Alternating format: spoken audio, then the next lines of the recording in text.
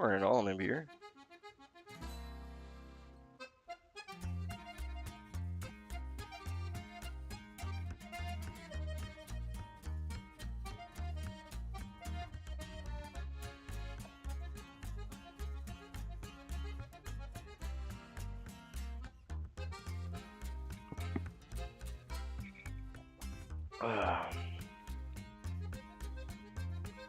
Well, this morning we're going to be tying up the Lady Coachmen.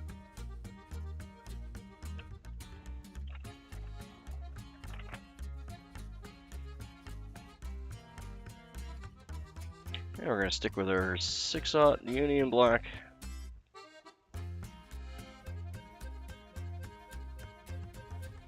You can definitely switch. The thread color isn't important in this one.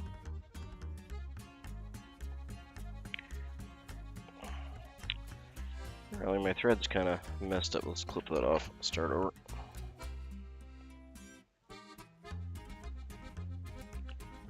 Hey, Dustin. Enjoy your coffee and breakfast, mate. It is that time of the morning.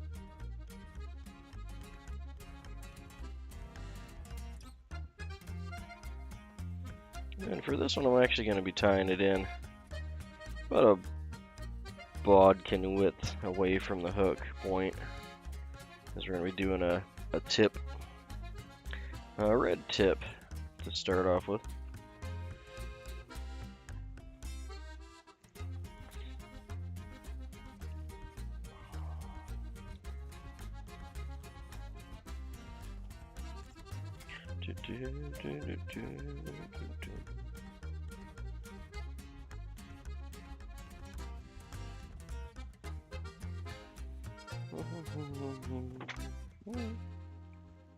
Alright, so our first part of the fly is going to be the tip, which in this case is going to be a red single ply, a red unifloss.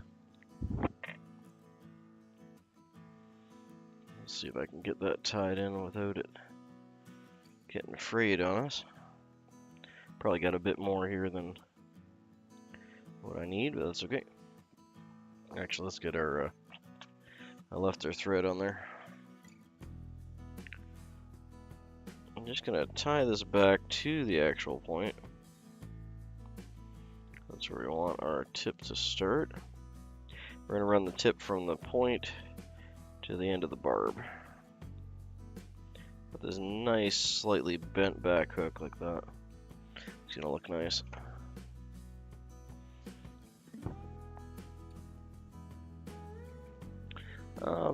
This was originally tied by Walter C. Johnson from the Seattle area. And it's just a salmon steelhead take on a Coachmen, but with a little bit of lady flair to it. And I'm not going to be tying, I'm not going to be putting in any thread base on this part of the on this part of the tip. So I got that tied in. I'm gonna take this and I'm actually gonna cut off a section from the back. We don't need a huge bit, but enough that we can hang on to fairly easily. We'll tie that in.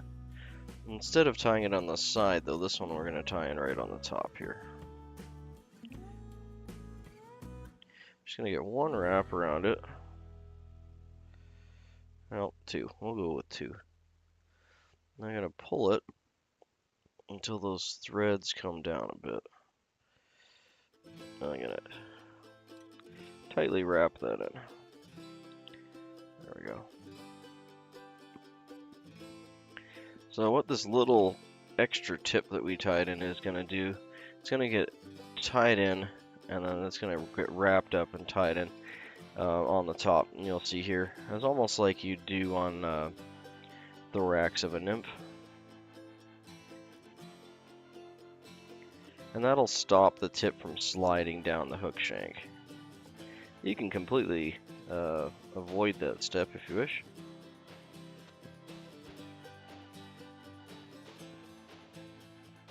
I'm actually going to, where's my half hitch? I'm actually going to throw a couple half hitches and just move my bobbin to the bobbin rest just to get this out of my way here. Stay. Oh, come on, mate.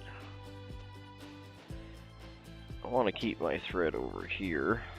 So the part where we have this little thread dam building up is where we're also going to have our Peacock going next. We're starting off anyway.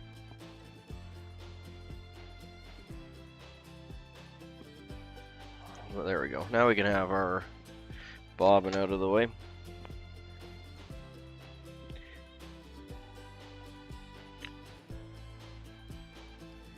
So what we're going to do here is we're going to wrap this around. And then we're going to wrap it back on itself. But we want to keep this guy. I'm actually going to move it to my other material clip here. Might hold it just a bit tighter. 1 second here.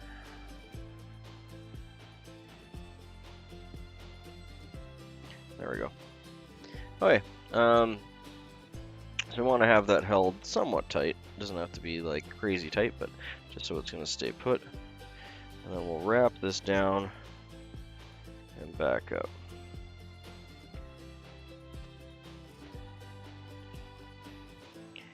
Some people will put a little bit of a whiff of head cement or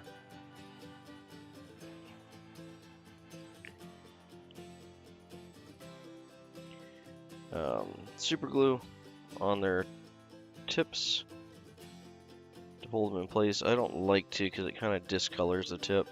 And the whole point of that tip is to be like a bright, shiny beacon for the fish. And I feel like if you put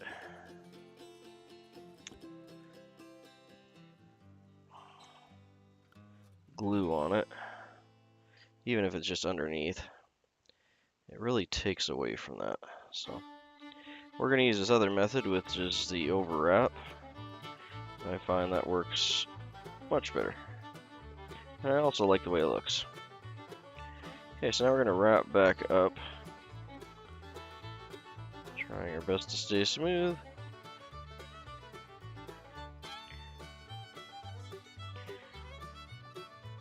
And traditionally the tips would be fairly thin. I like my tips a little bit on the thicker side, so I let my floss stay close together. But if you want a thinner tip, you can thin your floss out with your thumbnail, or you can put it over top of a bodkin.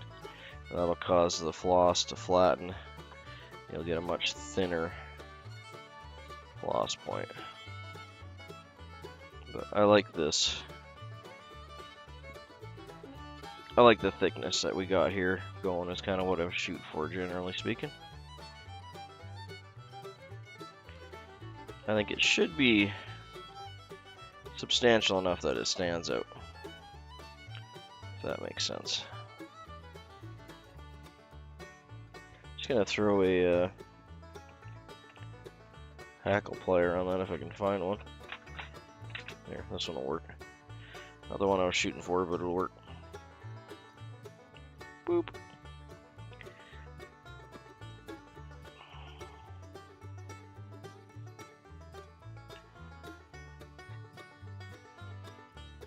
Yeah, we're just going to walk our thread back up. We don't want to build up too much bulk there, but a little bulk is fine. Oop. Well, that is exactly the opposite of why I wanted to have why I wanted the... Come on now. It's your only job, hackle plier, is to hang on to something. You don't want to let go of it. Come on now. You're going to get a couple wraps in front there just to secure it. Cut over with the thread. Stay on our thread side. A couple more wraps. And since it's slippery business, we'll do that one more time.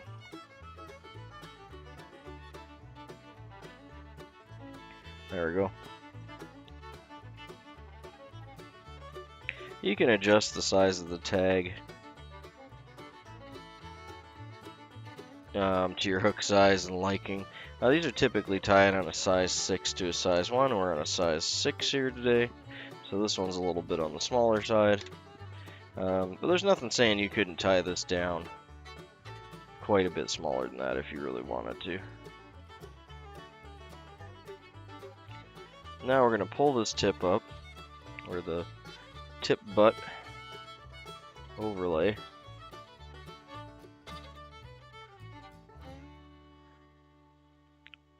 Hey Valhalla. Dustin's here, he's just grabbing some breakfast. No worries, mate, it's a weekend. Hopefully you got lots to do. I'm glad that you popped in and said hello to me this morning, though. I appreciate that.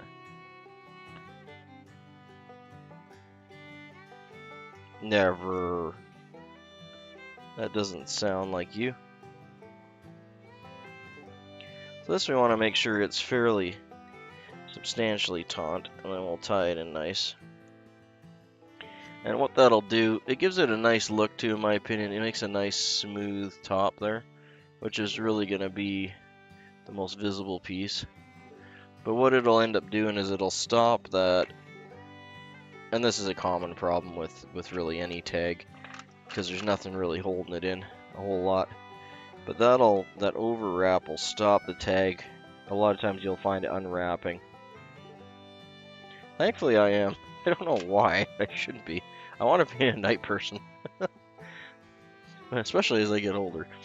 Although I used to game till like 2, 3 in the morning all the time when I was younger. But, morning to you. There we go. Now, the main reason we didn't start our thread up top, and we started it by the tip there, is we're going to be tying in a fluorescent pink middle rib, or body plate there, and the black thread will drastically gray up that pink.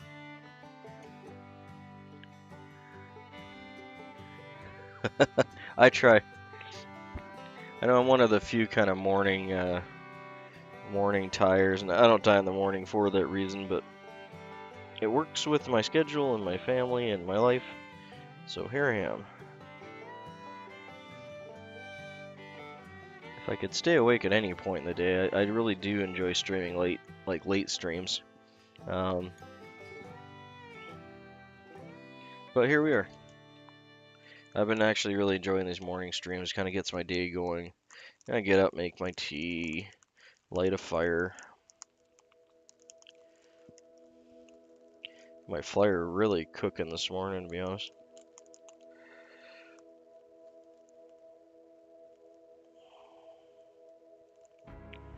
Okay, I think we can go with just 2 for this.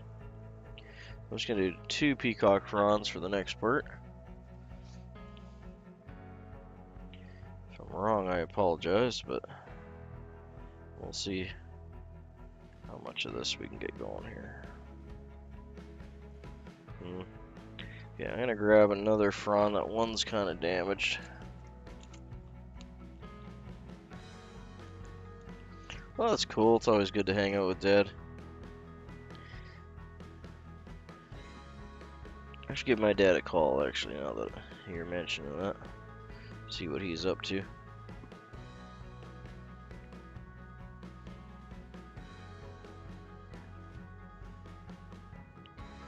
I might tie in that other one later.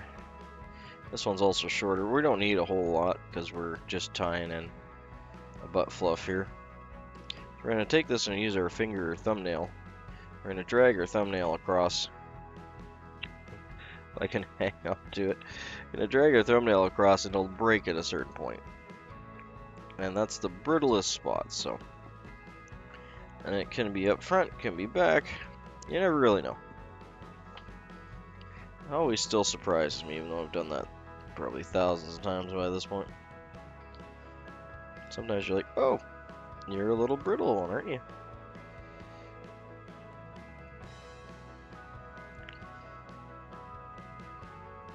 Okay, so the biggest part that a lot of new tires struggle with these patterns is really, um, I guess, sizing, for lack of a better way to say it. So you want your tip to be slightly smaller than your first fluff. So we're going with like the size of the end of our bodkin. That's kind of what I shoot for. If I don't have a bodkin around, I'll use the size of the end of my, this one specifically is flared out a bit, but the end of my bobbin. And that's roughly the size of the end of my bodkin, which is here. And for the next part, you want that slightly thicker, so we're going to go with a bodkin, like a full bodkin width. Now, if you're starting out, like one of the easiest things you can do, I'm just going to do this for demonstration purposes, but a lot of new tires, and old tires alike, struggle with proportions. And the nice thing about proportions is you can use measuring devices. So we're going to put our bodkin here, put a little mark, just a little mark on the side there to show where it is. And then for the middle, again, we want this to be slightly smaller, so we're going to go with about a half. Are you jumping for stars there? There. And then up front, I'm going to go with 2 bodkin widths for the front.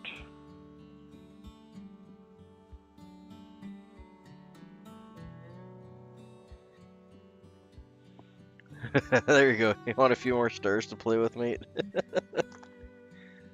Here, let me spawn some stars for you.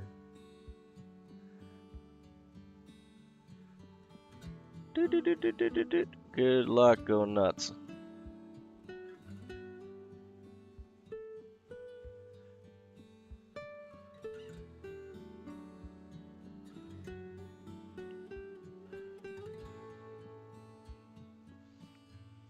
There you go, mate.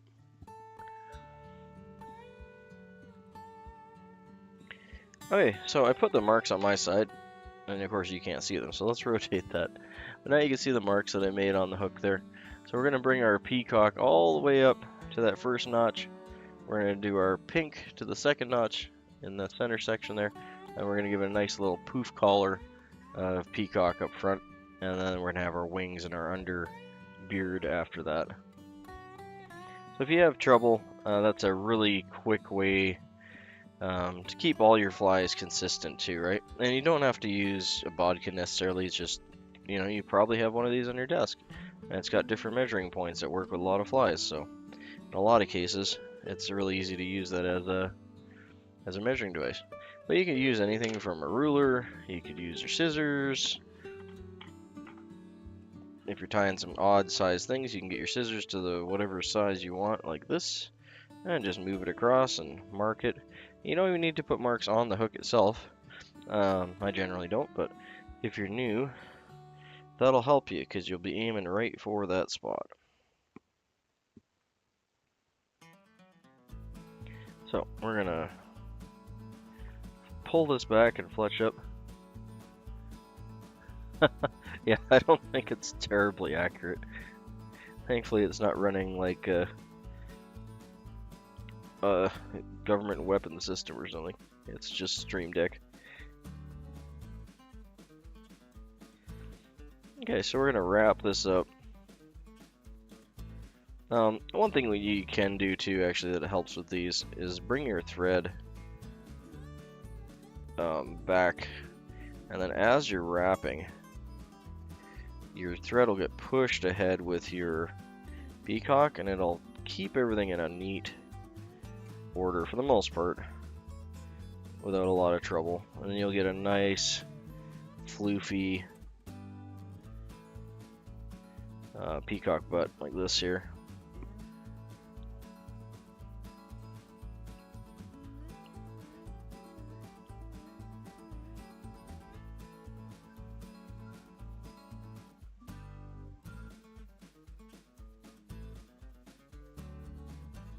The other nice thing is too, once you get up to the end, which I'm getting to rather quickly here, you'll be able to tie off because your thread will be right in the right spot.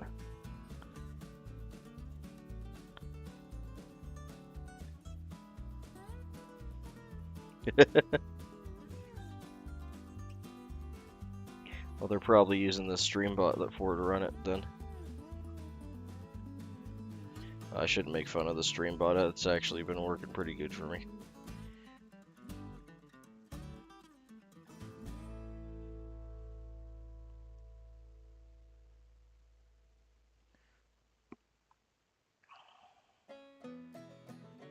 Okay, we're gonna call that good. I'm getting to the brown ends here, so we're gonna back wrap that with the pink just a hair. Cover that. There we go. That was a little bit more on the fluffier side, but I like that.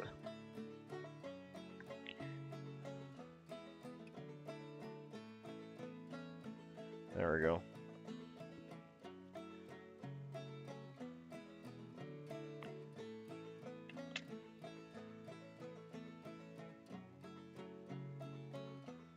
Okay, so our next part is going to be pink floss, and I don't have any traditional pink floss handy, so we're going to be using, this is Fentex. So I got lots of pink Fentex. Fentex is basically a type of floss. It's a floating yarn. We don't need a whole lot of it, but it is and it looks just like a floss once it's wrapped, and it's made the same way. Just slightly bigger fibers, but this will work just fine for us. You could use pink thread as well if you got some yarn handy. Use that. So I'm just gonna lightly bring my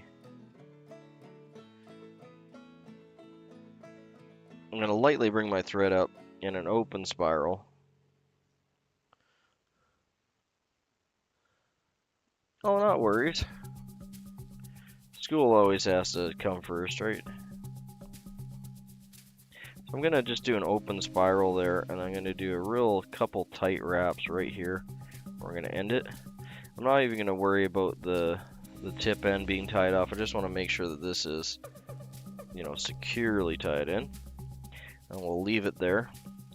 I'm gonna bring this up in my material clip for just a moment, and we're gonna get at least one, actually two. I'd say at least one, but I always like to do two.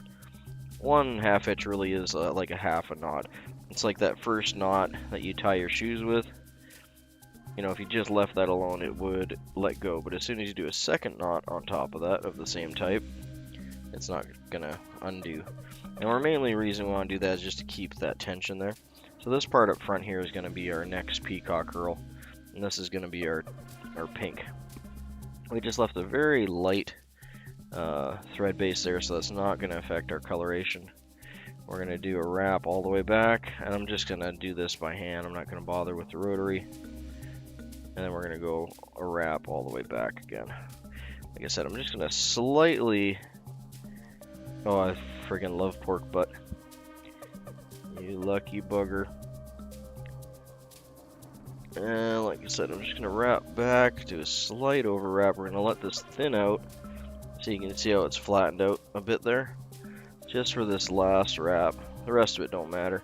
Well, that'll help keep the consistent thickness here. And that's all we're really shooting for, is to fill this up with a consistent amount of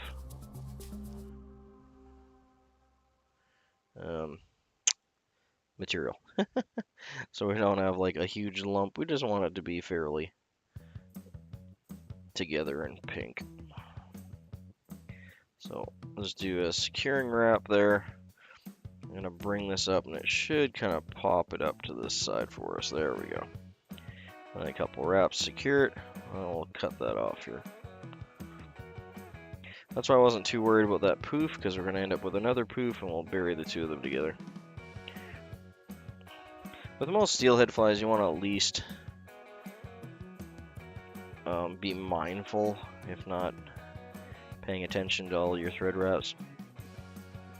Bulk on these kind of patterns can really cause some issues with the, not so much with the looks, but with the positioning and how everything lays on the fly. Okay, so we're gonna come up now. We're at our last mark that we made. We're gonna tie back in two peacock curls. Let's see if these two I pull out are actually decent. Yeah, I'm happy with those. That'll work. It's the same thing. We're gonna take the tips, run them across our fingernail. Oh, that one broke. The other one didn't. So let's try that again. Okay, the other one didn't, but it's gonna get cut off where the weakest link is anyway.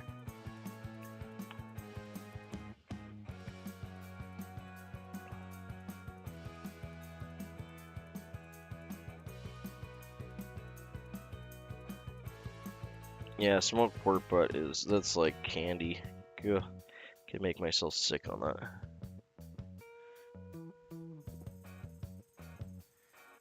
Just has all the flavor.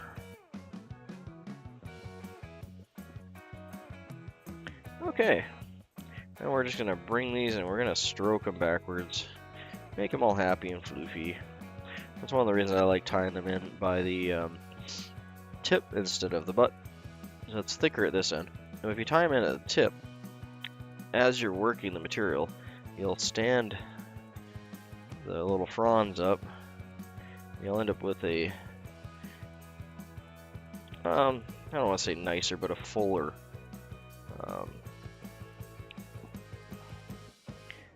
wrap.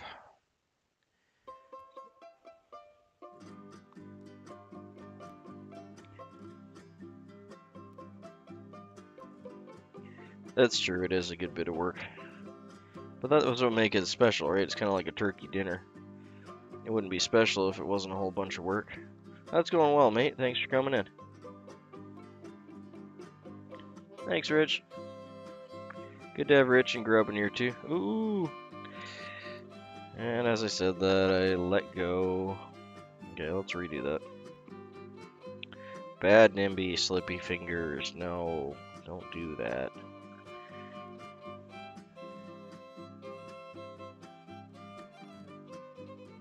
Yeah, we got Maddie, we got Dusty, we got Valhalla.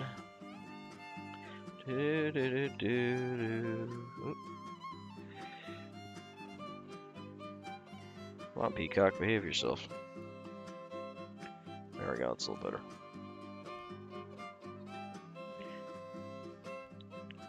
Isn't my nicest Peacock, but it does work.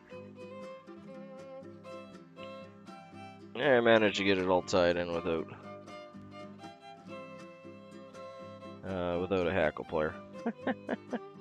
There we go. So really simple body so far, right? A little bit of peacock, a little bit of pink, a little bit of red.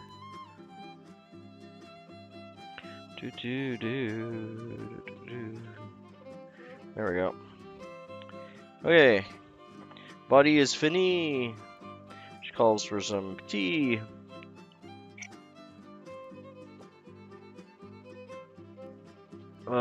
Morning, everyone. Whew. Alright, so we got some cool materials to tie in for the beard and the top.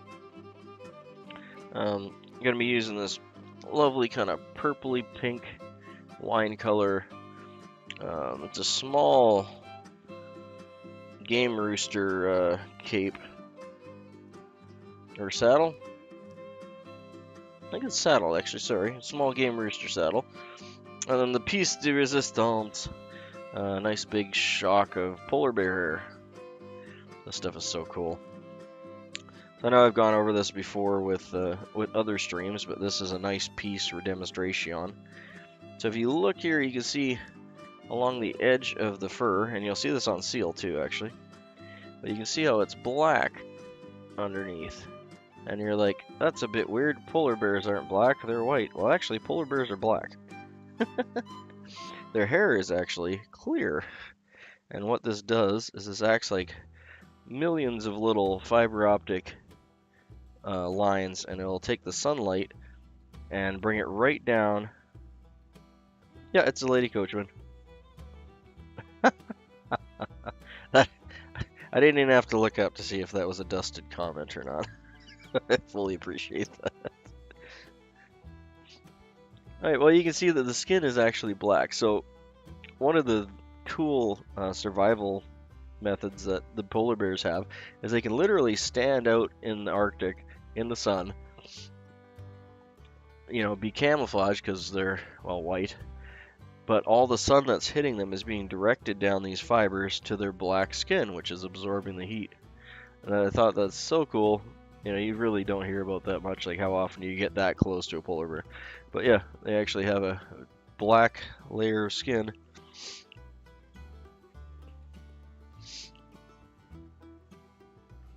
That's why, unfortunately, if the bears get something like a disease like mange or something along those lines, you can tell right away, because if they lose their fur, they are black under.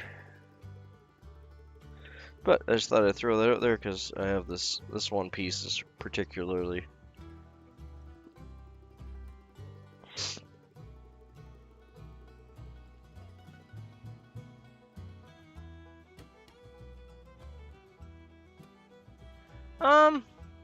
I don't know, man. Like, it's the whole mod thing. I like to mod people. Like, honestly, I wouldn't mod as many people if there was other options in YouTube for communication and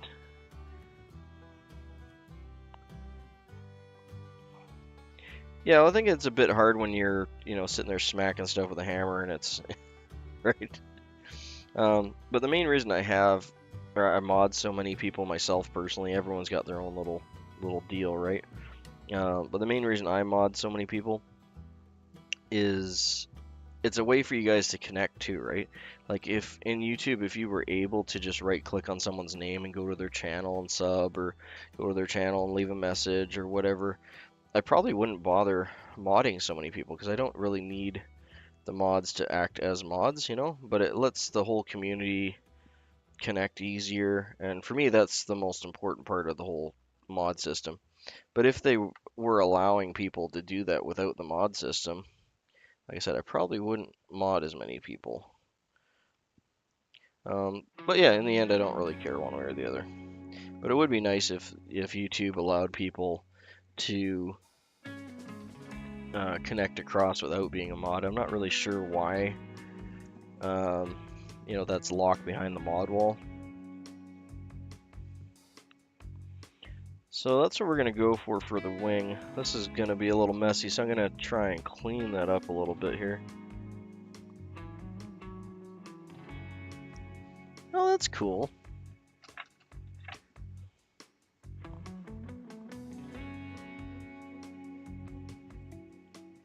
So I'm just going to pull out some of this underfiber. It's a shame to waste this, but I'm not going to keep it. But this makes, like, really, if you want something to add like a UV sparkle without UV sparkle, the underfur dubbing, well, seal's really famous, but polar bear has in essence kind of the same underfur as seal does for like seal dubbing. I'm not going to keep that little bit because that's all I'm cutting out. But if I was doing up like some nymphs or something where I wanted to have that UV sparkle and like a little bit of it works really well for making those like the breather apparatuses for nymphs and stuff, like for their breathing, because they bring a lot of oxygen around with them, or they produce the oxygen which sticks to them in little bubbles, and that polar bear underfur is really good at imitating that on a fly. And still being a natural material, there's not too many natural materials that you can use that for, so unfortunately I'm gonna be trimming this a little bit.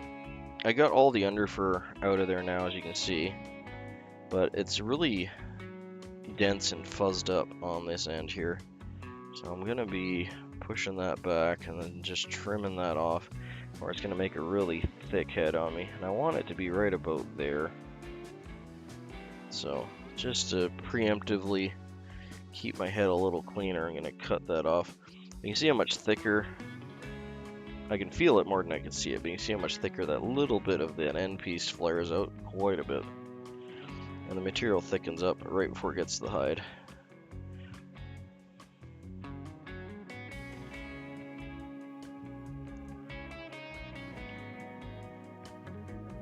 Well, in the end, man, you decide what's good and what's bad, right? It's your channel. But I've done some like really simple little post videos that are just like, basically like little hellos or little whatevers. And then they just take off. And other ones I spend hours and hours and hours making and I get like 50 views. So if you're worried about the success rate or the view rate, that's a hard thing to keep up on. Because it's so random. But yeah, basically my point is, as long as you're enjoying it, that's the part that matters. All the numbers and everything else don't matter.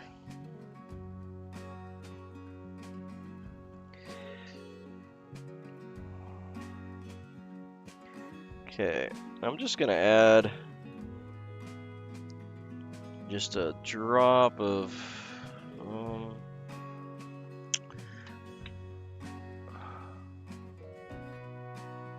one second. I think wife borrowed super glue.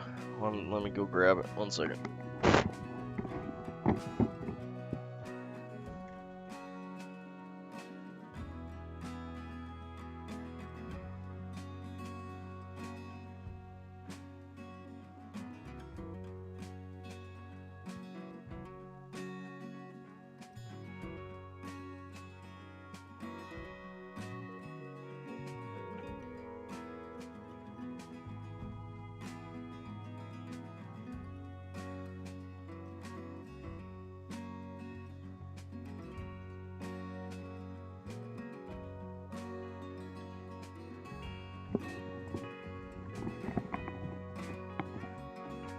Huh. I don't see it. I don't know. That's the one thing on my fly tying desk that always seems to walk away on me. Should probably get another tube of it. But then I'd have two walking away on me, so what are you gonna do? I'm just gonna throw, I guess we'll have to use head cement.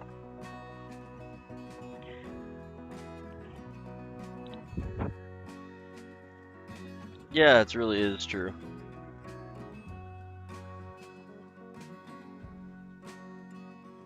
Really cool. Yeah, leeches are really productive.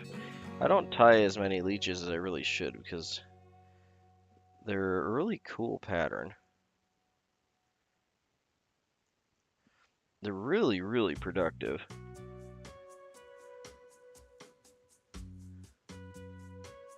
Yeah, congrats, Ziggy. That's cool.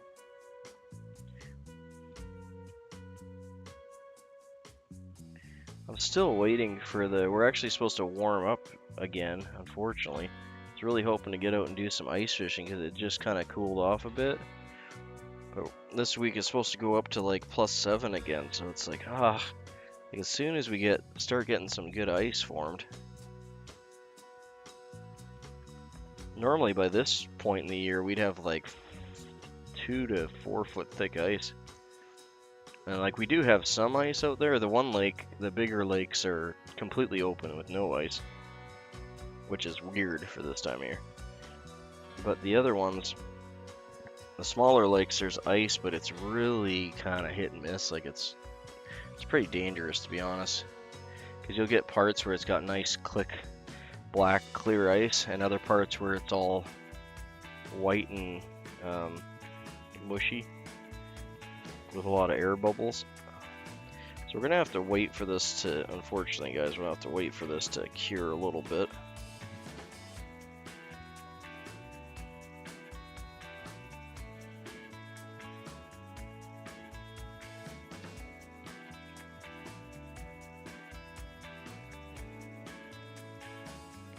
Yeah, we're just at like, I want to say, I was just looking at the thermometer outside. I think we're only like -3 or something right now. But in the next 2 days, it's supposed to go up to like +7, +8 here. So we'll probably lose a good bit of snow. Depends really how long that sticks around for too, right?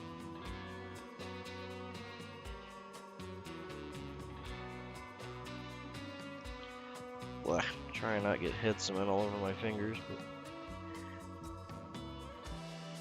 There's one or two little polar bear hairs, and I know they're gonna drive me nuts. You guys probably can't even see them. They're just sticking out into the eye.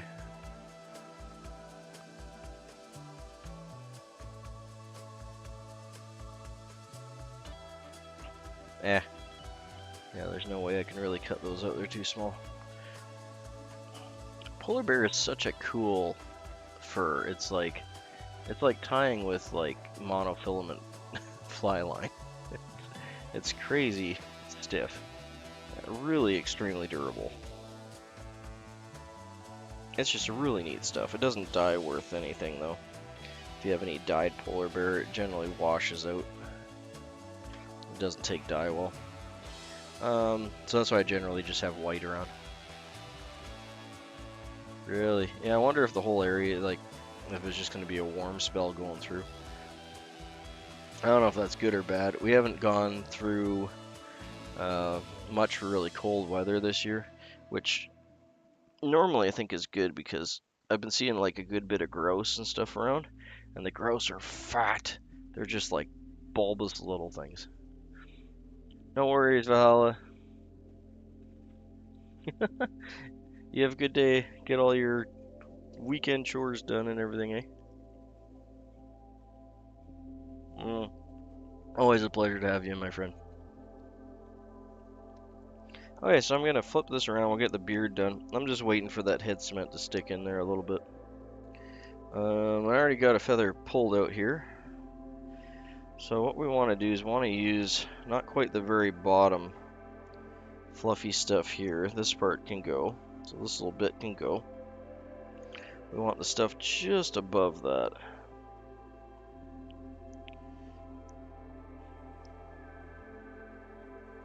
I'm working all weekend. I think I'll be working till like 8:30, 9 o'clock tonight. I want to get some wood cut too, because my wood stack is dwindling a bit. Yeah, I wouldn't mind that. Throw them in the community tab there. I don't know if Rob didn't pop in here yet. I keep meaning to post on his. I can't, for whatever reason. I need to figure out why, but I can't reply to my community tab from my phone unless someone else has already commented on it. There you go. Yeah, when I try to comment on someone in my community tab, I can read them fine and everything, but I can only comment if someone else has already commented, which is kind of weird. I can do it on my computer though, so I just gotta remember to actually go in and get on the computer and do it.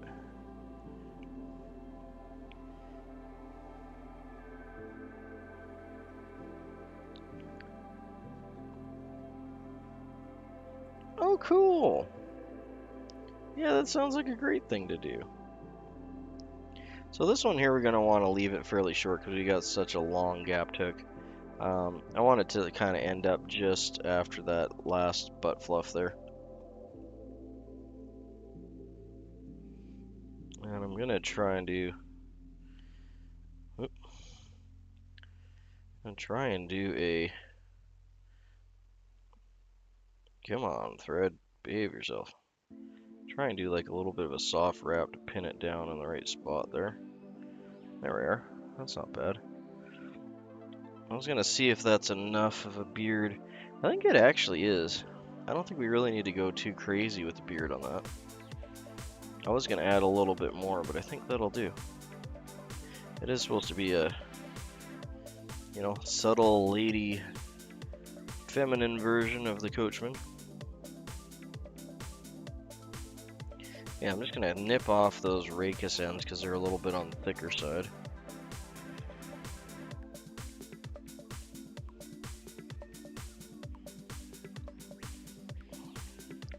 There we are. As long as they're not hanging up by the hook eye here, we can bury the rest in like that.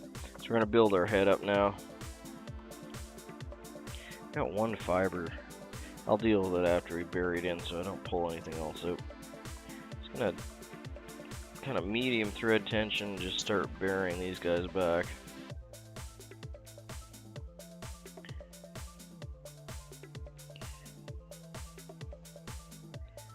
building that head up.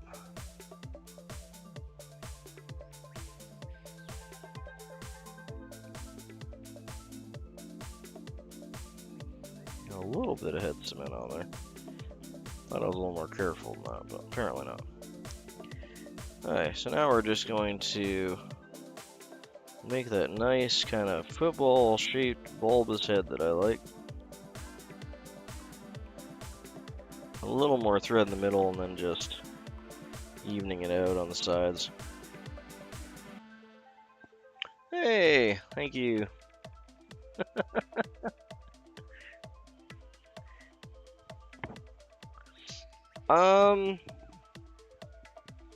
I have fished from one. I don't own one anymore. They're really cool in the fact that they're fairly collapsible. So like, if you only have a car, they're great because you can generally fit everything in your trunk. So they're good for that. They're a little more stable than a kayak is as far as wind and that goes. Downside of them compared to like a kayak or a canoe is the wind. The wind will catch them like nothing else because you're higher up. And depending on how you position yourself,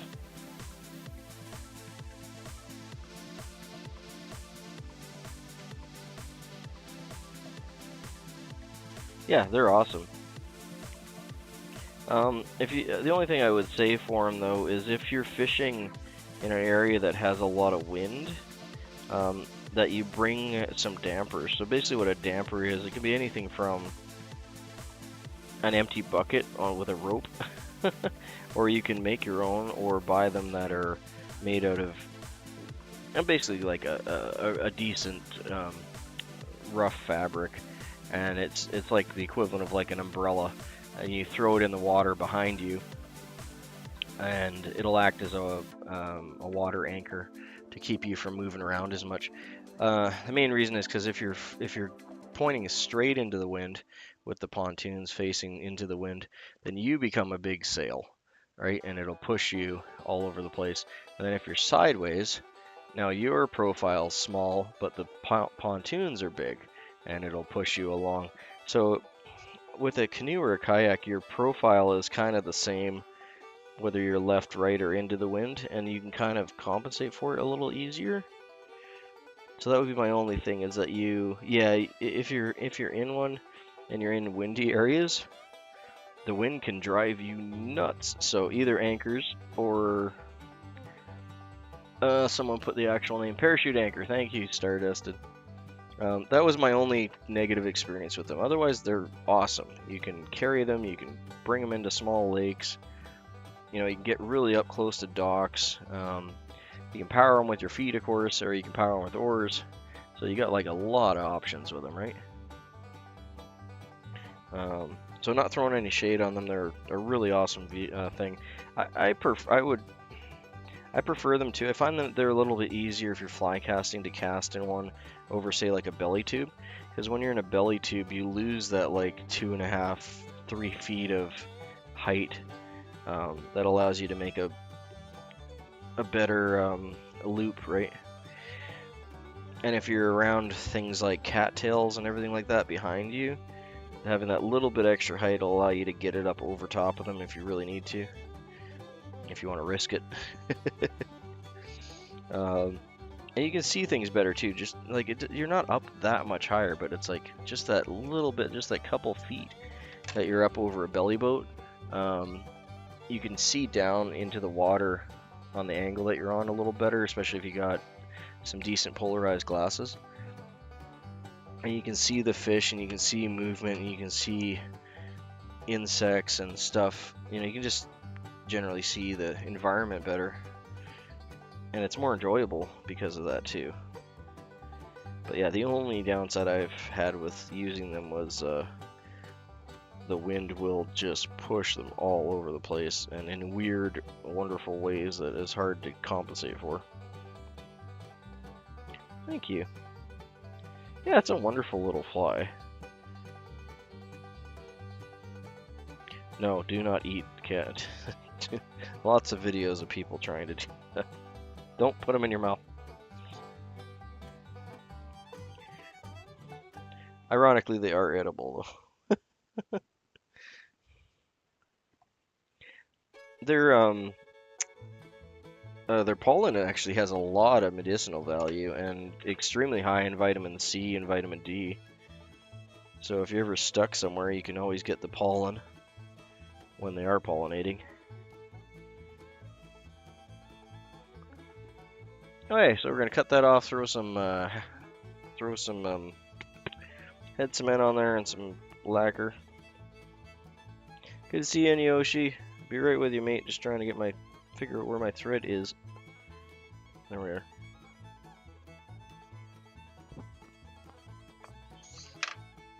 I can hear all my chickens waking up outside. What are you guys doing? It's still dark out. Why they're up so early? Alright, I'm gonna grab some tea before we get this all done up here. Good morning, everyone.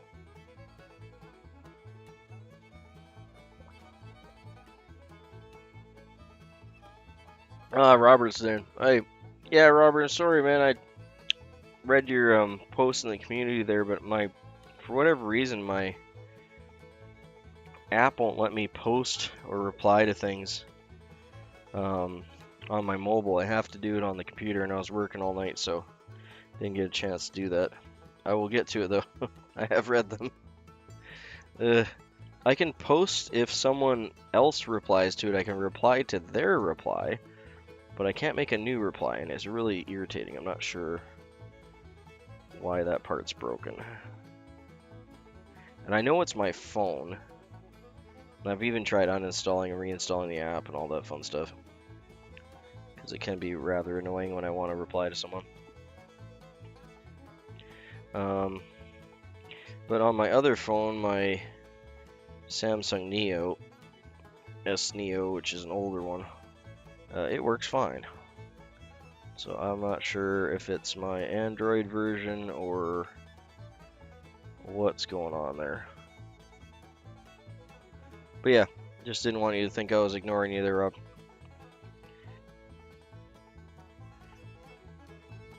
I will find a solution eventually.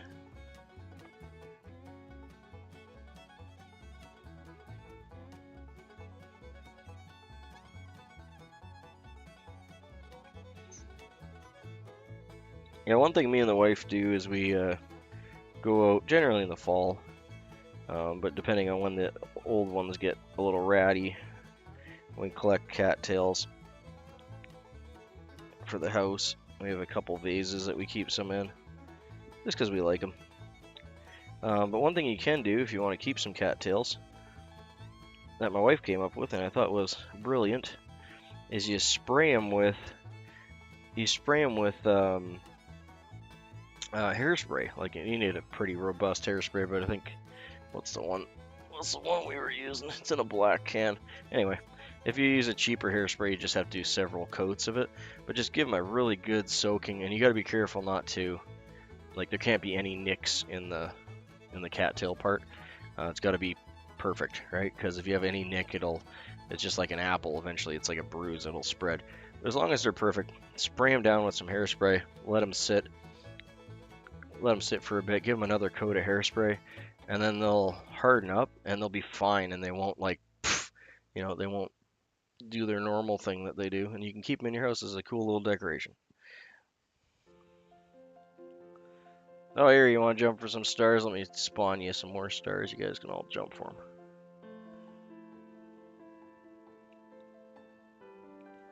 There you go. I gotta throw some more games in. There's a bunch of games I haven't set up in there, but there's like volleyball and basketball and bowling and some casino games, which I'm kind of don't want to put in just with all YouTube's new rules on that kind of thing. I'm gonna stay away from that stuff, although it would probably be fun.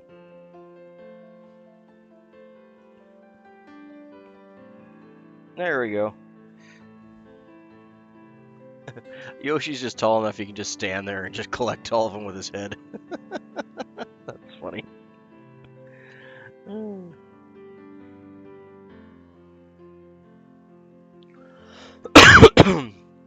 Sorry, I'm just gonna finish my tea off here, and we'll do spin and spiel here. I like that one. The head turned out rather nice on it. I like the bulbous red head.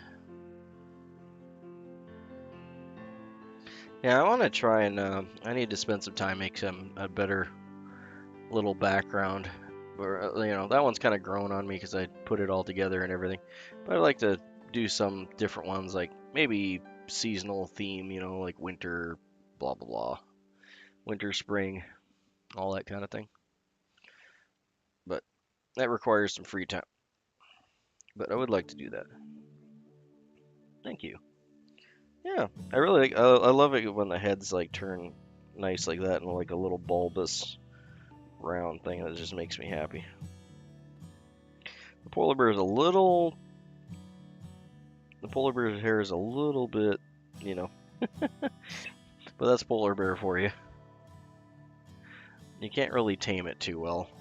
I've tried even just like using a heated straightener and stuff for it, and it doesn't really seem to.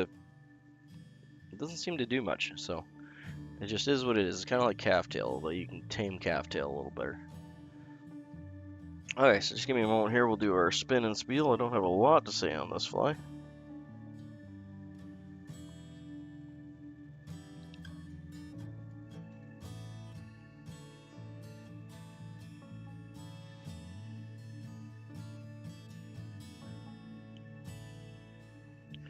And there we have in the vise a Lady Coachmen. This is tied on a size 6 hook. It's a very useful and popular steelhead streamer. It has a nice bright red. This is a uni single floss tip, and then it has a peacock butt and a nice pink thorax and center section, and then another peacock fluff up at the top there, just like a regular Coachman would have, as well as an overwing of polar bear in this case, and a throat with some really nice wine colored throat there, which is just upland game bird cock dyed into wine purple. So there you go. That's a Lady Coachman. You can do different variations on this. If you don't have polar bear, which a lot of people probably don't, feel free to just use some white bucktail and you'll be perfectly fine. It's a great little pattern, excellent attractor, and a wonderful thing to add into your boxing. Thanks all.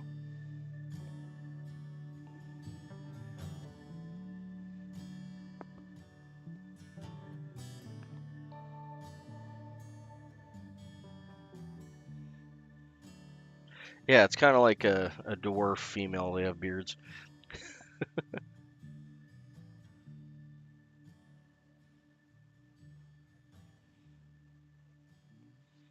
Yeah, it's pretty. I'm happy with that one.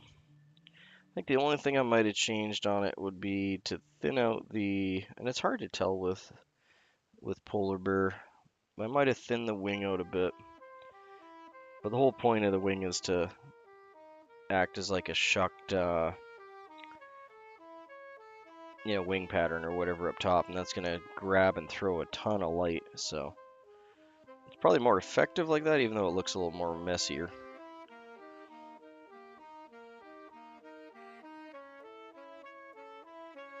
There we go. But yeah, Ewa's got that one fly tied for him with the polar bear. Yeah, that's true. After it fishes a bit, like, that's the other reason I tied in a bit thick, because I honestly felt like a good bit of this smaller stuff here was going to fall out or strip out on the top, and I tried to strip most of it out before I tied it in. But it's kind of that balance between stripping too much out and having the right amount still on there. But yeah, overall happy with that one. We'll get another one going here. Saturday, the world's still sleepy. Do I got room to put this on here? One second, I'm just going to move this mosquito over. I don't know why I have a tiny little mosquito on with all these salmon flies, but I do. There we go. There's a little mosquito just kind of stuck in there with all these big salmon flies.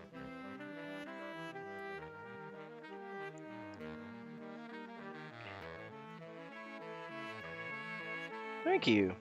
Appreciate that. So we're gonna pop him here and let his head dry a little more. Or hers, in this case. Let her head dry. Yeah. Gotta have a proper female with a little bit of nail polish on her, right? I got one more of these cool fly hooks. I seen a post on the Facebook Marketplace this morning while I was making my tea and getting everything ready. And the guy has like probably close to. Oh, Trudge, thank you, mate. I'm totally missed that. I apologize. I like the little cute little foxy though. That's sweet. Thank you for that.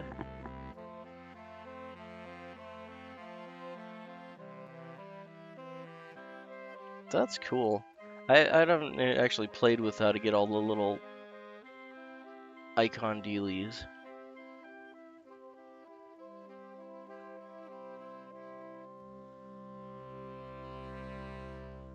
I am. I'm in interior British Columbia, kind of smack in the middle. But yeah, I was saying there was some local guy, well, fairly local. I mean, he's not too far away. But he had a Facebook marketplace post for I don't know how many he had, but maybe a couple hundred. Actually, I'm gonna stick this in the actual detent there. It was holding a little better for me than the other one. There we go. These detents, like you can see in on the vise, it has like the two little holes there. If you have a hook that fits into those, like it holds them so good. So if you're tying the size hooks that fit in those detents, and the vise jaws are really well set up for that. Makes it super secure and easy to get them in and out. And there's just the way the hook sits in there, like you get the same consistent angle every time. But I don't tie a lot of flies on like 6, 4s, and 2s, which is what generally fits in that gap. My bad, I'm starting the wrong place here. So we want to start about a bodkin width ahead of the point. Let's see if that's where we're at. Yeah, right about there. I'm going to get about 6 wraps or so on here and get rid of the tag end. But yeah, sorry, I'll get back to my little story here. So the guy on Facebook Marketplace has I mean, he had a bunch of pictures. I want to say maybe close to. Oh, I'm sorry, man. Maple Ridge is a nice place.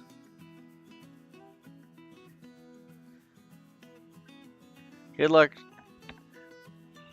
Good luck on the thrifting, mate. I'm itching for some thrifting. I really need to get out there and do some thrifting.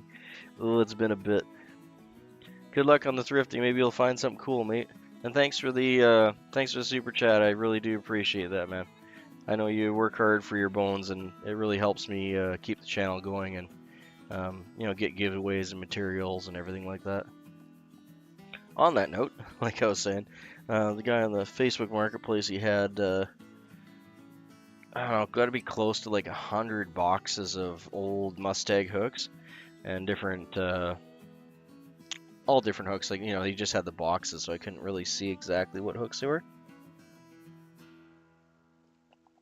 But he only wants like $4 to $10 a box, and depending on how old the hooks are, that's a great deal. So I'm tempted to go see what he's got. We'll see if I got time to do that. Let's cut a new piece of red Unifloss here out. I used up quite a bit more than I thought I was going to last time, so come on out of there. There we go. I'm gonna take a good bit here. Get that back into that slot. Problem with floss is if you damage it,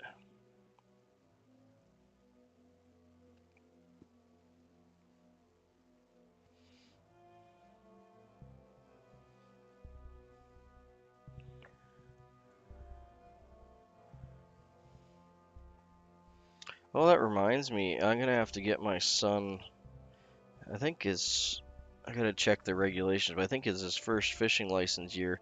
Last year, I think it was his last year that he could fish without a license. He's gotta buy his own now.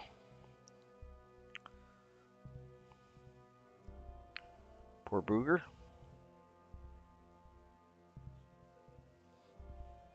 I remember being 14 and being like, just fishing my eyeballs out because I didn't want to.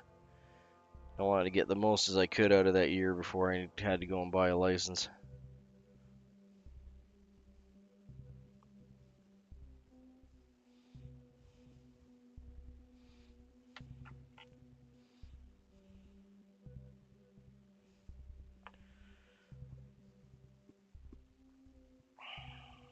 But like all things in life, it's a good wake up when you realize that if you're hunting the king's deer, he wants his payment. Right? We're going to do the same thing here, and we're just going to capture this in on top this time. Or attempt to. Do 2 wraps and then tighten it up. There we go.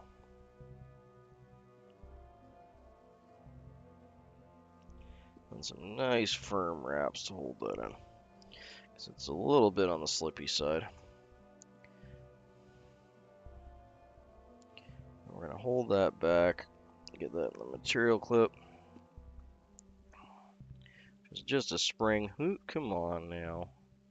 Had you all nice. Be a good little piece of floss.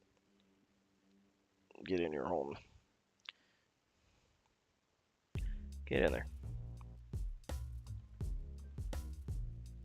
There. I want that to be somewhat taut. Doesn't have to be anything crazy, but somewhat tight so it doesn't move around on you too much. Okay, now we're going to throw some half hitches like we did before, just to hold it up front there.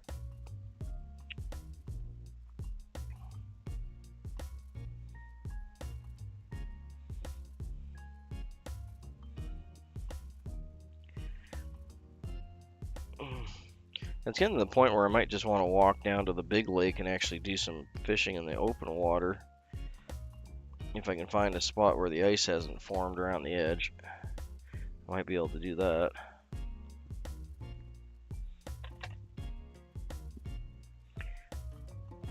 It's freaking hard on your equipment though when it's that temperature. The ice build up on all your eyes and everything.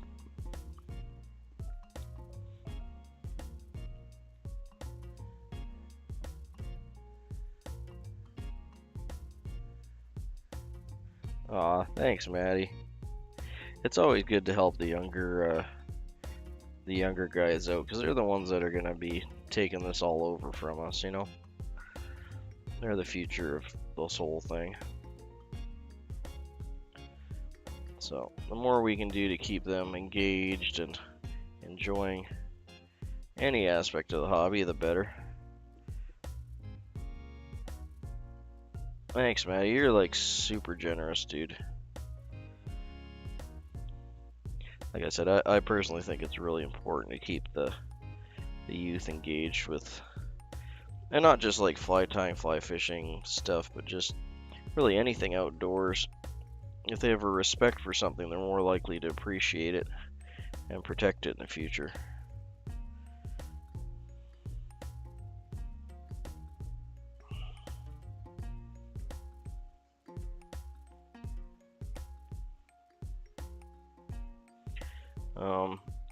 When I was younger, I worked with this group called the Stream Keepers,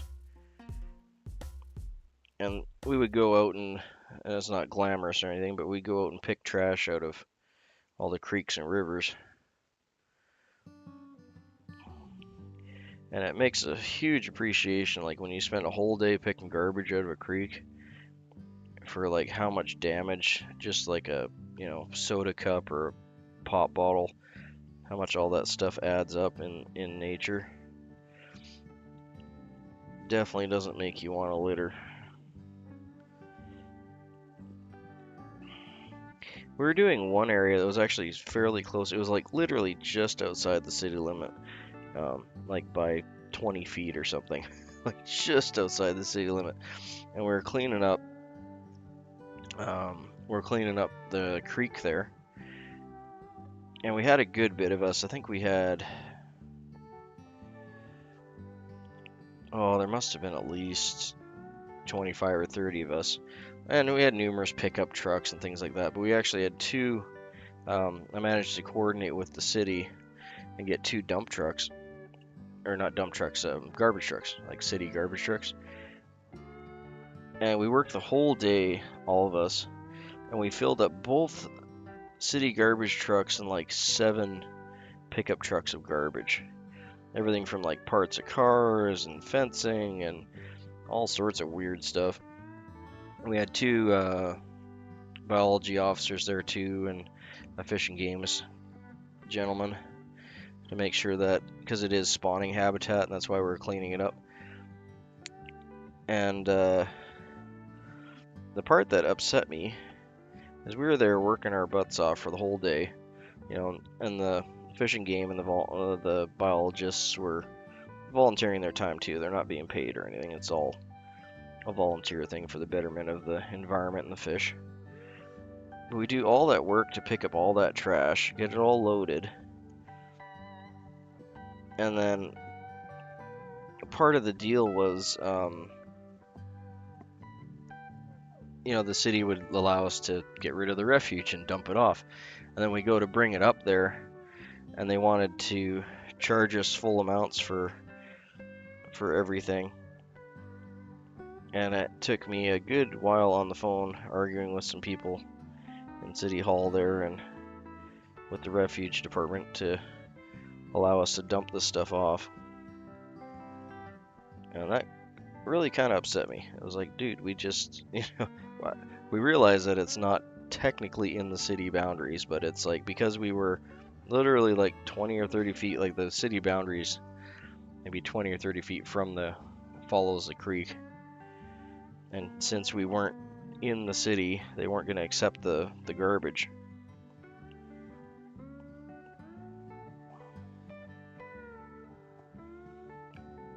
Aw, sorry to hear that, Grub. Yeah, my grandfather's gone too. That's the thing too, eh? Like you never know when that last fishing trip is. Like I went with, I'll do a little story time here. Try not to get emotional about it, but I'll do a little story time. Love going creek fishing with my grandpa, right? Like he's the one that got me out into nature and fishing more than most things. And I was gonna take him creek fishing. So, you know, I pack up the truck, I get the rods together, I get like a nice chair for him and everything like that. And he has some medical conditions at that point, so I had all the medical supplies I needed to, you know, keep him going for the day, so he could be comfortable and everything. And I go there to pick him up, and he's just like, he's like, no, I'm not going. I'm like, what do you mean you're not going? I got everything ready. Like, we're ready to go. All you got to do is jump in the truck. You know, I had lunch packed and everything. We've done this hundreds and hundreds of times before this. And no, he's just like, no, not going. He's like, I don't think I'm going to be going fishing anymore. And that was the trip before that, obviously, was the last fishing trip I ever took him on. So, yeah, there will be, with all of our fishing partners, there'll be a last fishing trip, and you won't know when that is. So enjoy every one you get to go on.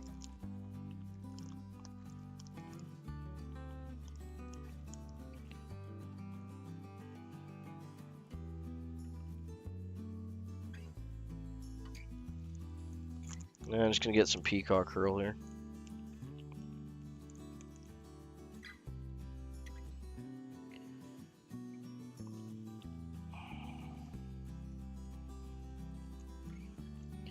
Yeah, my grandfather wasn't a fly fisherman. He liked spinning lures and lures.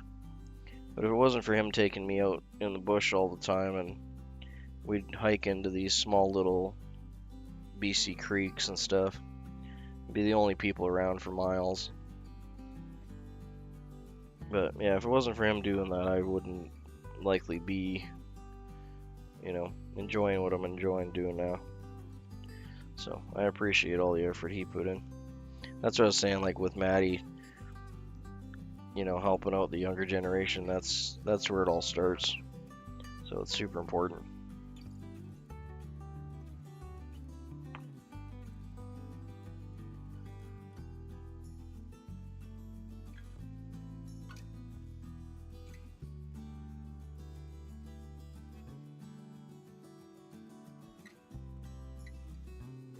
All good. You know how many times I've watched someone stream and it's just like, then they finally comment like, "Hey, so many likes," and I was like, "Oh, I haven't hit the like yet." I forget all the time. I feel so bad about it too.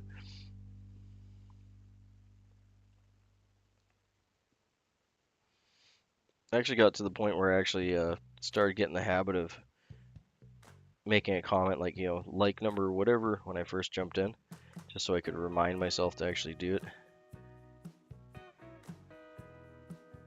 But yes, I appreciate all the likes and subscribes and comments and chats and all that stuff. We likes the numbers go up, makes us happy, and it just helps everyone else engage.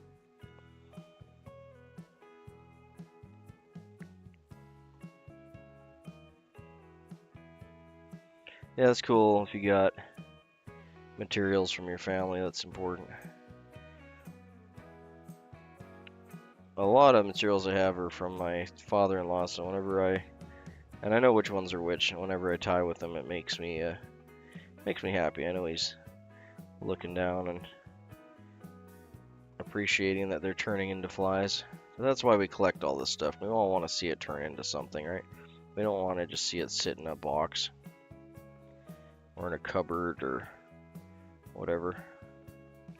We want it to turn into a little piece of art.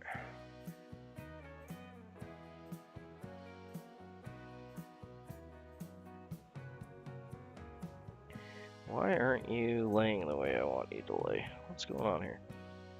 One second, I'm gonna back this up. I'm not sure why it's jumping over like that. Where's my hackle plier?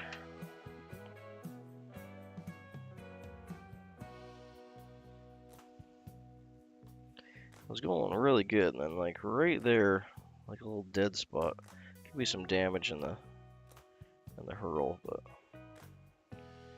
just gonna see if I can get it to lay proper.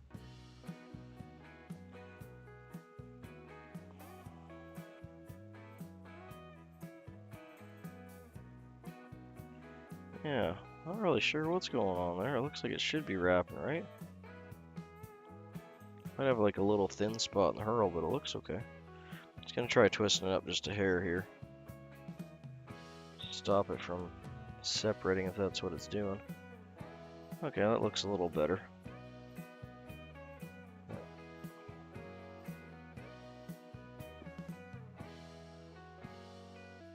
Not gonna matter too much because this part's gonna get covered up with the Fentex anyway, but dude, yeah, what's going on with that? Okay, either way, all good.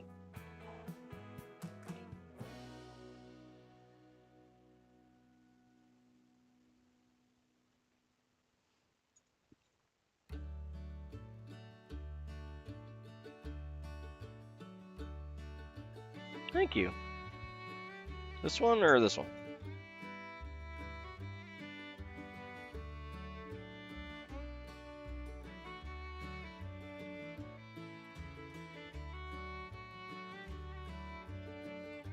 That's a cool way to do it.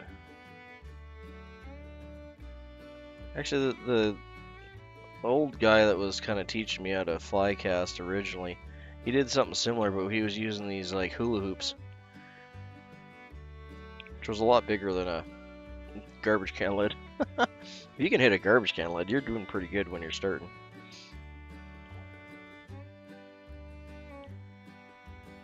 I was gonna say that must have been, for a new caster, that must have been something to go through a bit.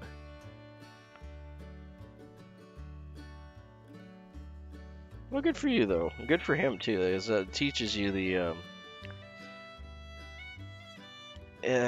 what's the right proper word for it now? Like if you come on brain. do the brain thing. You're more motivated to do it, so you're paying attention to all those little things that you're doing wrong to try and make it work. I guess it's the equivalent of throwing someone off a dock to help them try to learn to swim.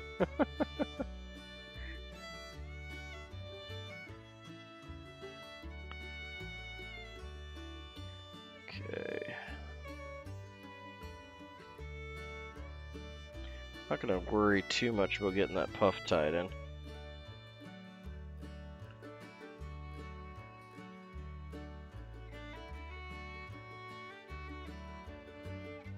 Oh, okay.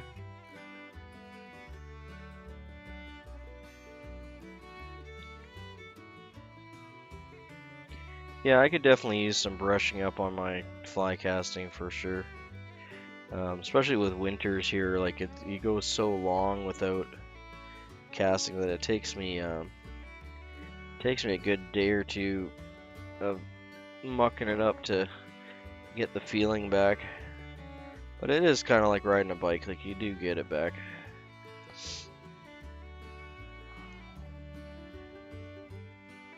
But yeah, it would be nice. I think if we didn't have winter, my fly casting would be a lot tighter. I like rod making, to be honest. It's been a long time since I made anything, but rod making is really enjoyable. Problem is the blanks are kind of expensive / hard to come by. Yeah, that's true. You guys feeling any better there, Maddie?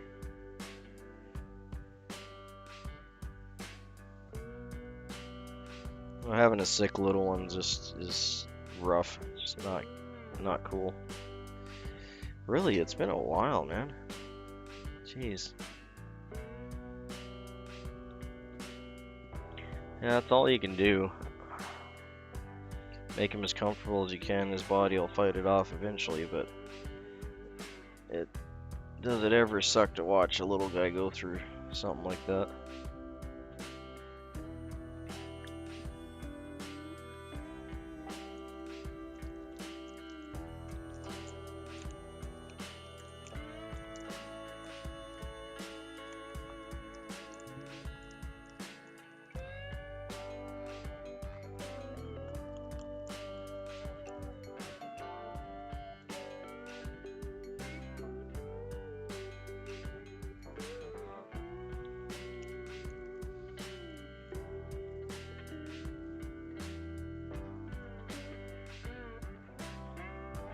Hey Victoria, sorry I don't think I said hello when you popped in there.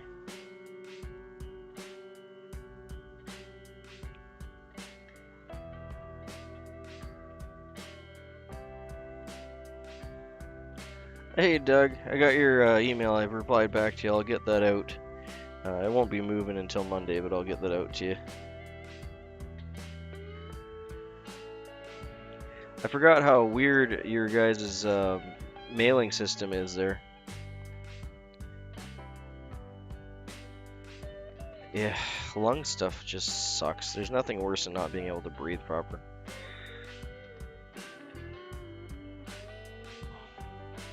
Yeah, I forgot how your guys'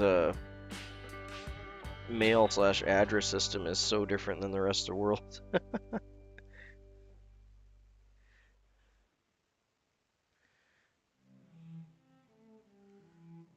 Yeah, it'll come. It'll be moving on Monday here. I got it all addressed and everything. Just living out in the middle of nowhere, the mail service is what it is. There we go. Got some for our American friends.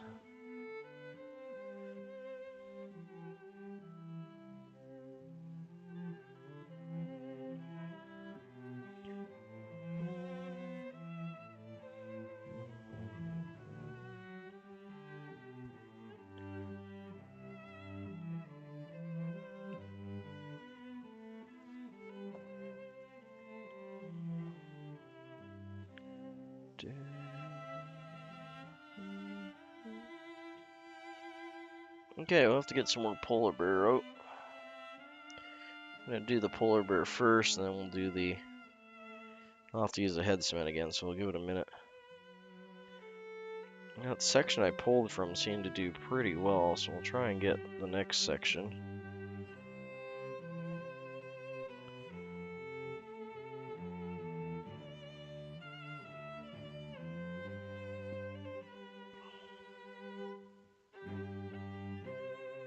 It's probably just a hair too much there. Don't want to waste this.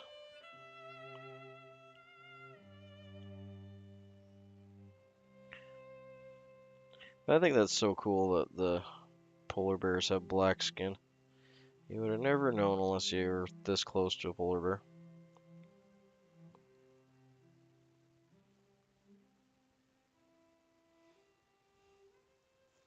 And yeah, seals are the same way.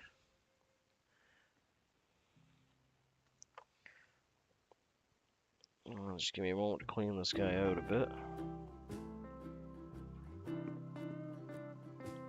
Such a cool fur. I mean, like, it's so different than everything else. Feels so plasticky and fake, like it's like My Little Pony hair or something. I really should keep that stuff because it's excellent dubbing, but we're not going to today.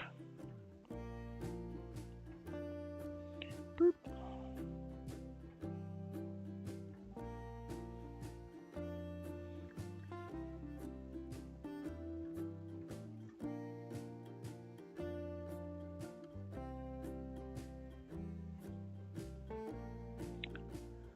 Oh, no worries, Rich. Thanks for dropping in, mate. Appreciate it.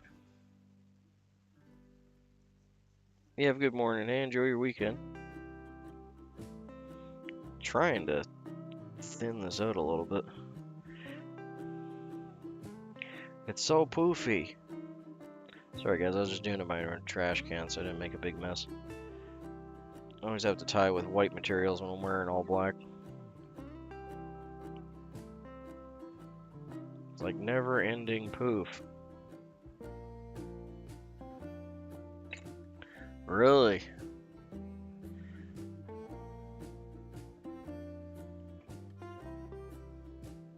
Oh, Valhalla just left not too long ago.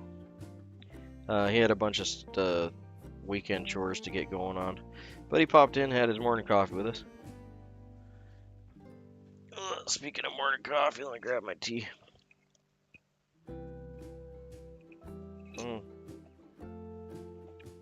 Yeah, he said he's gonna be quite busy. I'm excited. I think I might unsubscribe to Valhalla and resubscribe to him because I never seem to get any updates to his channel. I have to and even searching for him's been really hard for it to come up. I have to try and find generally I have to go to one of my channel comments and then go to his channel from there. I don't know why, it's just really hard for me to get to his channel, which is annoying. So I'm gonna try unsubscribing to him and resubscribing, see if that fixes it. But I never get any updates for his content or his lives, which is annoying. But it is what it is. I can't really do anything about it. I'll try that. That's worked for me for a few other people when I unsubbed and resubbed. But we all know what that's all about.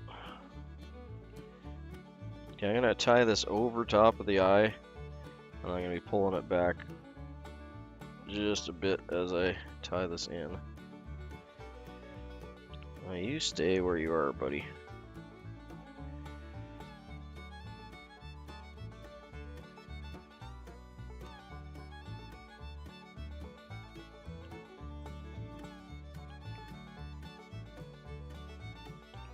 There we go.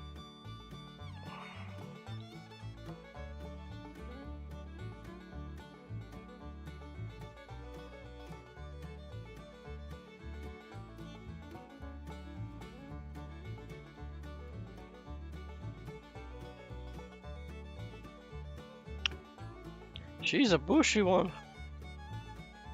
I have to get rid of a few of these longer ones here.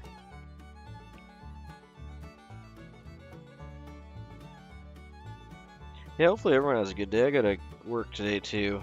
It's got kind of a long shift. I'll be working till like 9 o'clock.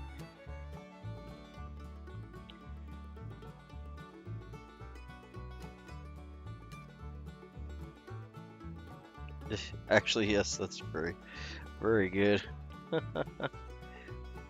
It's a, it's a bit of a, what's the, sorry? Oh, this is polar bear hair. That's why I'm being a little careful with it. It's not as slippy as squirrel, but it's definitely slippy. The biggest thing is it's very stiff and kind of hard to cut without pulling on it.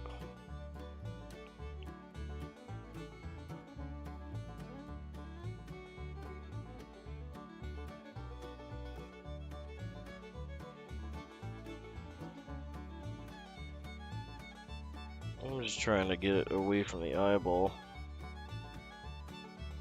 Get in my eye.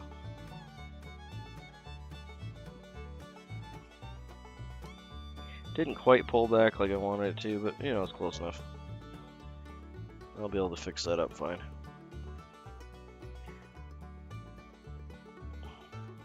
What you can do is, actually I do have my razor blade here, so I'll do that. This actually works pretty well.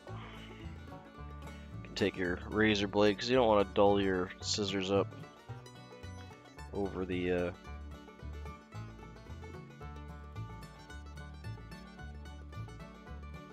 just kind of rock it around. A lot of times that'll pop the fibers for you.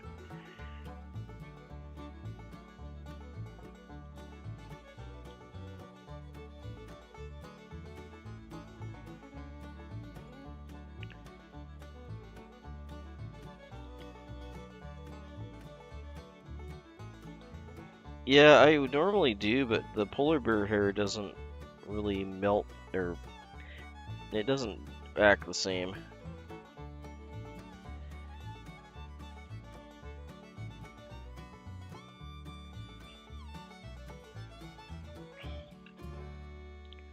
But for kicks and giggles, we'll go that route. I'm just gonna hold my fingers here to protect it, and we'll just give it a quick little boop, boop. But you can see how it doesn't do a whole lot. And it stinks something horrible. Ugh. God. It smells like you peed on a Sasquatch and dumped gas on him, lit him on fire. Yeah, it's not very, it doesn't burn like other hair singes back. This stuff doesn't really do that.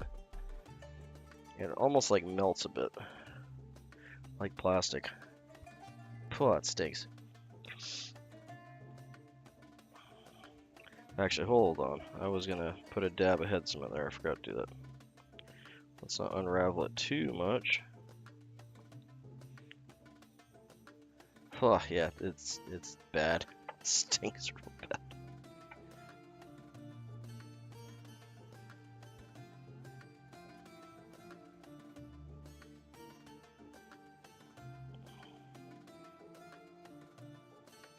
Yeah, they demand snacks. Okay, so I just put a little bit of head cement on there, and I'll tie that in.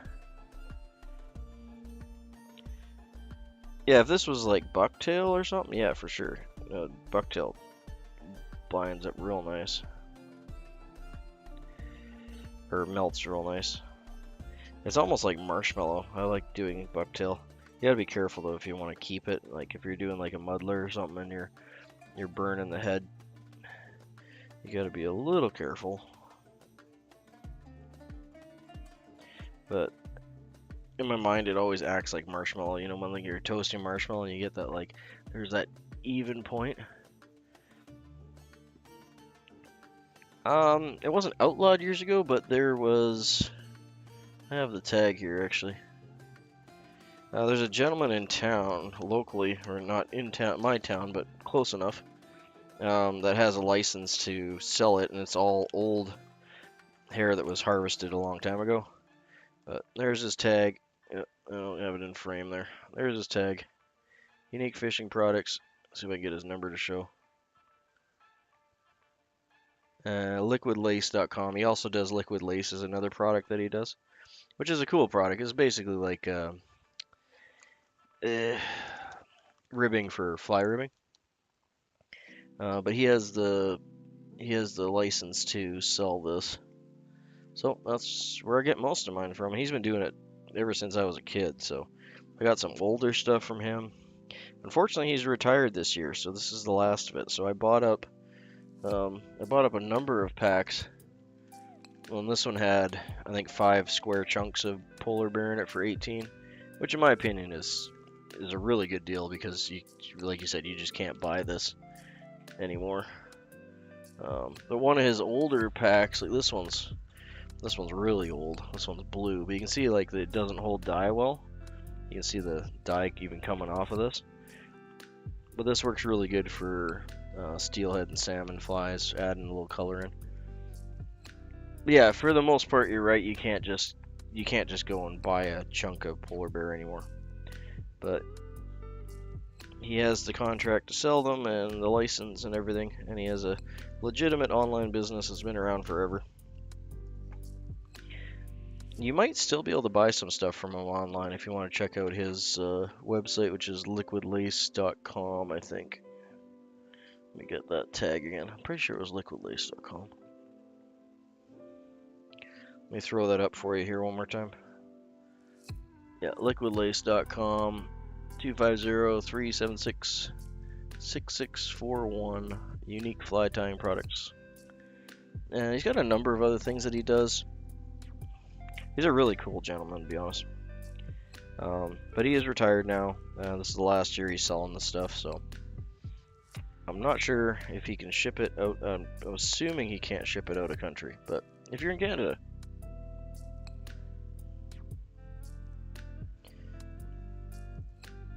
but I'm very honored to have a few pieces of polar bear that I can use for patterns for people to see.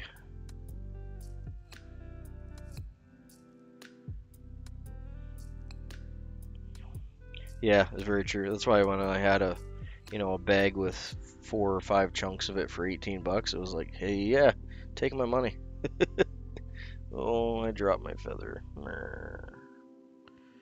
Oh well, I think we got enough here for the beard. I always drop my feathers.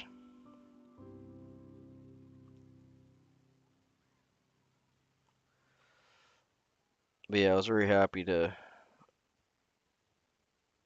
have that material, and I'm very sparing in my usage of it because, like you said, I'm probably not going to ever get any more.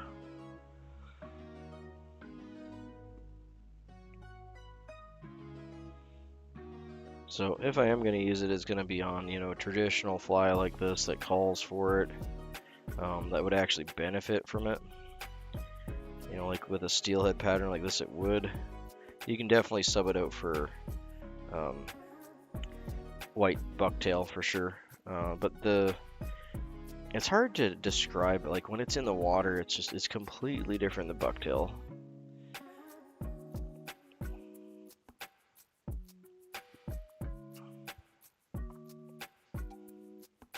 Yeah, he got the blue polar bear. I got some red polar bear. I got some pink. Although I don't use the colored stuff as often because, like I said, it really doesn't take dye well at all. There we go. Okay, so got that pretty much done up. I'm just gonna build up the head now. Get a good shape in there. I want that nice bulbous head. Yeah, I'm glad you guys can enjoy watching me tie with it, and like I said, I respect it a lot. I don't misuse it. Like I said, I really should be keeping that fluff for dubbing mix, but I got a fair bit of seal too.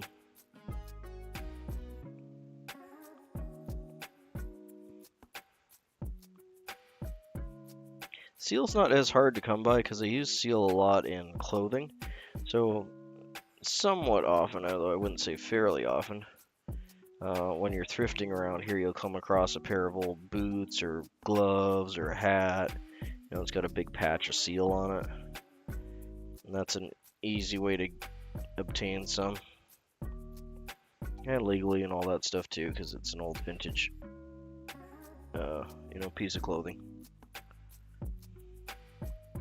Got like one or two little, I'm just gonna grab my Sharpie here, one or two little nips of hair sticking through there. We'll just make them disappear. There we go. It's a lot easier to do that than to try and bury it in with your thread. Then your head ends up all cattywampus on you.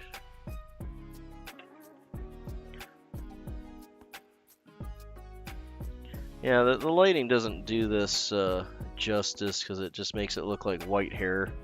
But it's extremely vibrant and translucent, throws a lot of light. Kind of reminds me of those, we used to get them at the circus all the time, but I'm sure they showed up all over the place. As a kid, we had those fiber optic toys with a light, and it was like a wand, and you had all the monofilament coming out the end, and the light would go through the monofilament ends. That's what it looks like. Like the light, when it hits it, it just travels through the fibers. It really doesn't, I do have my exposure set a little too high, probably. I need to adjust that as well. I wonder if I can, here, one second, I'm just gonna shut this light off and see if that does it. There you go. So that's a little better. So now you can see like how it shines like that. Like it's just, there isn't another material that's like that. It's crazy. Yeah, so now you can see how the light just travels through the fibers. There is not a synthetic material that's anywhere close to how that reacts. Like it's really cool. Yeah. So in real life, it has a completely different. I really need to adjust my exposure now that I've done that. I realize how bad my exposure is out. But yeah, that's a much better example of how the light just glows through the fibers. Really cool material.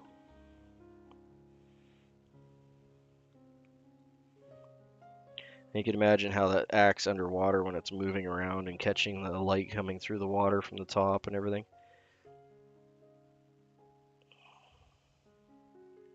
So, and I will say that flies that I've fished with it, and also just regular hooks too, like it wasn't that uncommon, especially in this area, because we, like I said, we had a supplier of this stuff, and he also made other hooks. He made a lot of spoons and flashers and all sorts of stuff with polar bear tied onto them. And a lot of the local fishermen would buy them, and pretty much everyone thinks that, you know, it gave it a better chance of getting hookups, and I fully agree with it because it is neat.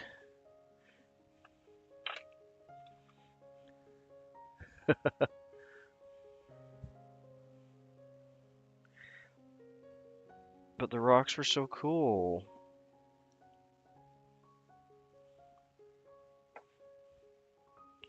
Yeah, I just remember, like, we don't really have circuses anymore. That circus still is around, but it's not the same as it used to be. Of course, with all the animal laws changing and everything, which is probably a good thing, to be honest. But we'd always get those fiber optic toys, and we'd always get these really cheesy, cheap, I'm sure they weren't cheap for my parents to buy, but um, plastic swords that had lights in them too. And it was like a hollow red blade that wasn't very strong at all. If you hit it against anything, it would dent in and be garbage. But I remember destroying several of those. Thank you. I do like the fly. She is wonderful. She's a little poofy on the top, though. I probably should have bound that together just a hair more. But that's literally splitting hairs. Yeah, that's true. Mood rings. My wife loves mood rings. I need to find her some more mood rings. Hard to come across like real ones anymore that aren't just cheap knockoffs.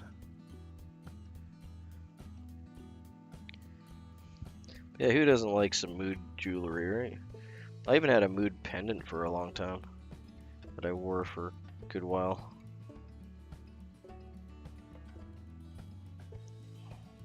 I ended up breaking it actually. I was putting garbage in one of the big yellow garbage cans at the school, and it was hanging off my neck. And as I shut the lid, it, was hanging in there, and it got smacked with the garbage can lid and shattered. And I was like, no! I was so mad. I was upset. And it was just a necklace. It was probably cost like $3 or something, but I liked it. And we had the cool holographic toys too that were all the rage around that time too. With the little holograms stuck inside of them. There we go, dating myself while I'm tying pretty flies. Hey, so that's a Lady Coachmen. I'm just gonna try and clean this. I got a few weird wispy ones I'm gonna try and clean up a little bit here.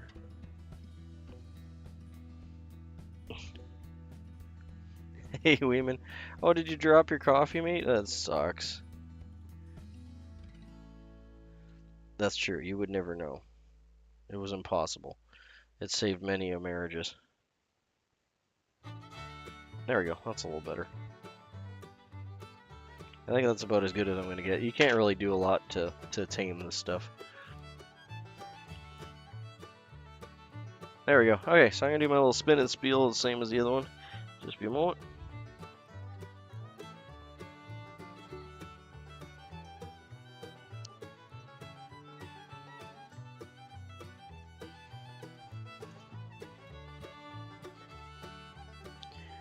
Oh, there we have a Lady Coachmen tied on a size 6. This is a very popular salmon and steelhead streamer.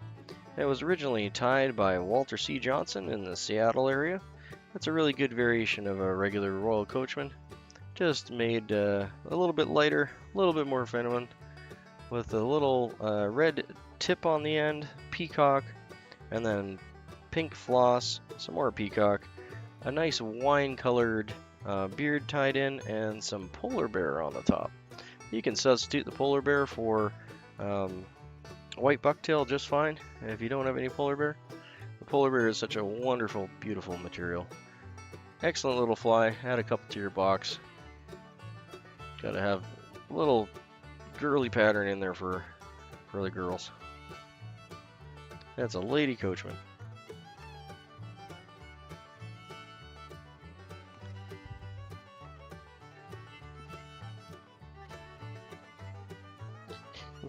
Yeah, good to have you in, wee man.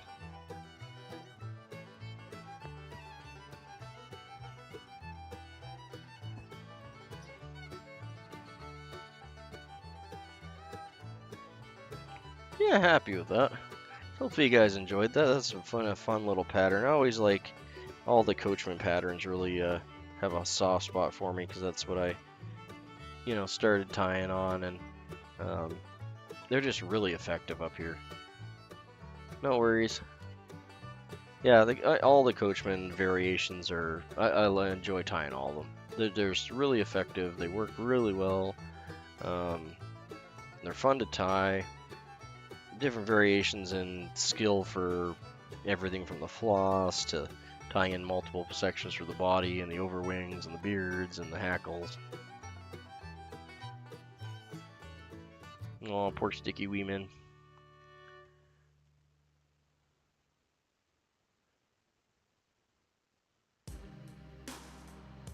Yeah, happy with that.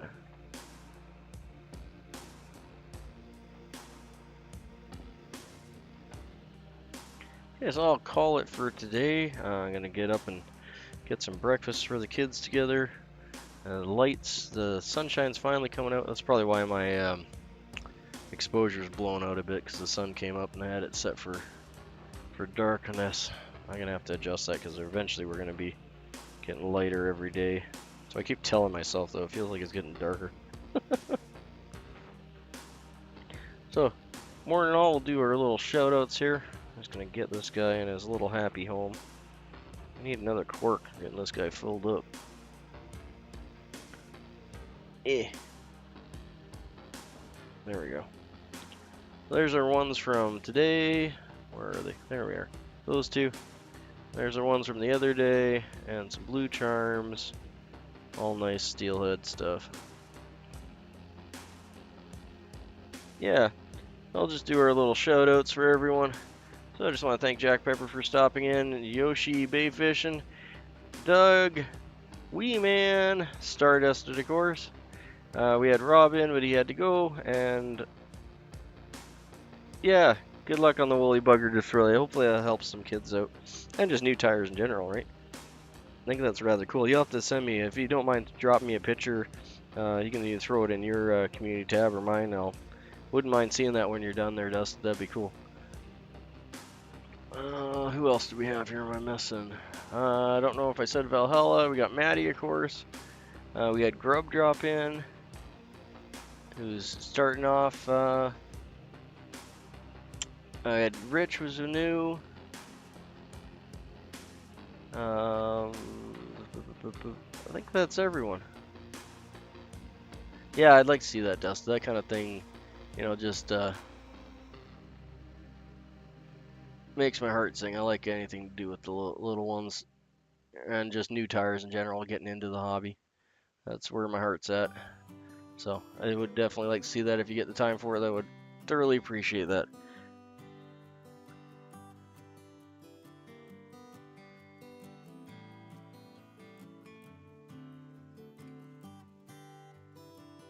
Yeah, Yoshi, I'll stop by and check out your video for sure.